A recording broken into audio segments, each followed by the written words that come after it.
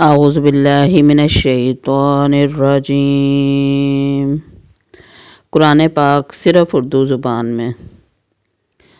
سورۃ البقرہ، آیت رکوع نمبر 13۔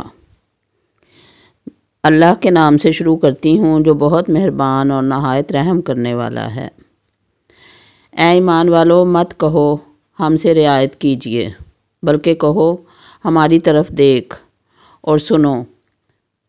یاد رکھو کافروں کو دردناک عذاب ہوگا۔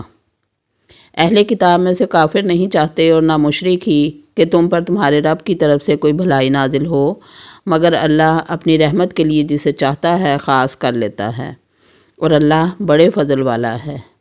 ہم کوئی آیت منسوخ کرتے ہیں یا اسے بھول جانے دیتے ہیں تو اس سے بہتر یا اس کی مانند اور لے آتے ہیں۔ کیا تو نہیں جانتا کہ اللہ ہر شے پر قادر ہے؟ کیا تو نہیں جانتا کہ آسمانوں اور زمین کی بادشاہت اللہ ہی کی ہے، اور اللہ کے سوا تمہارا کوئی حمایتی یا مددگار نہیں؟ کیا تم چاہتے ہو کہ اپنے رسول سے ویسے ہی سوال کرو جیسے اس سے پہلے موسیٰ علیہ السلام سے کیے گئے تھے؟ مگر جو ایمان کی بجائے کفر کو بدل لے وہ ہموار راہ سے بھٹک گیا۔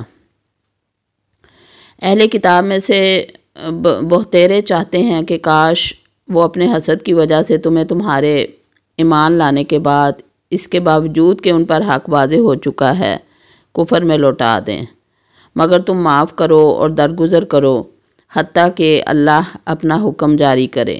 بے شک اللہ ہر شے پر قادر ہے۔ اور نماز قائم کرو اور زکوٰۃ ادا کرو، اور جو بھلائی بھی تم اپنے لیے آگے بھیجو گے اسے اللہ کے پاس پاؤ گے۔ بے شک اللہ تمہارے کاموں کو دیکھ رہا ہے۔ اور وہ کہتے ہیں کوئی جنت میں داخل نہ ہوگا سوائے اس کے جو یہودی ہو یا نصرانی۔ یہ ان کی آرزوئیں ہیں۔ کہہ دیجئے اپنی دلیل لاؤ اگر تم سچے ہو۔ نہیں، جس نے بھی اپنا منہ اللہ کے آگے جھکا دیا اور وہ نیکوکار بھی ہو، اسے اپنا اجر اپنے رب کے پاس ملے گا، اور ان پر نہ کوئی خوف ہوگا نہ وہ غم کھائیں گے۔ صدق اللہ العظیم۔